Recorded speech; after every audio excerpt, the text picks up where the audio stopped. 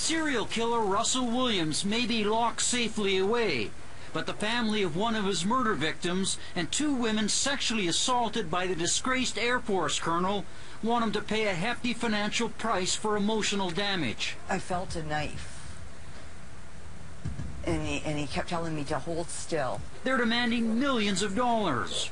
Williams is fighting back despite his guilty plea, defending himself against a $7 million lawsuit filed by Laurie Massicott. With one slice, just like that, he sliced my clothes off. Williams admits to the brutal sexual assault. I struck her with the flashlight, thinking it would knock her out. It didn't.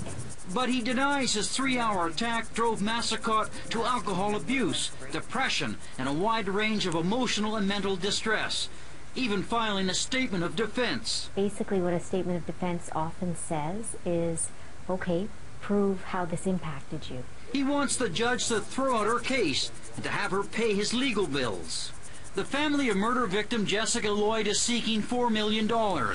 Another sexual assault victim known as Jane Doe is suing Williams for $2.5 million.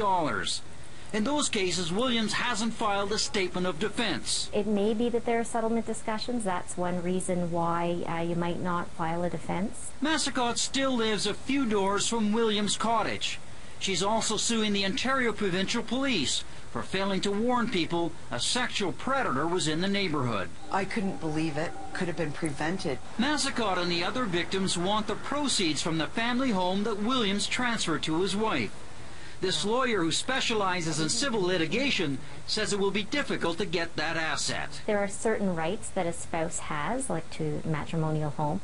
Legal experts say there's little doubt Williams will have to pay the victims for his crimes, but they may only get a slice of his military pension and other investments. Lisa. So fascinating, Bob. But Williams is obviously actively involved in his defense from his prison cell. But what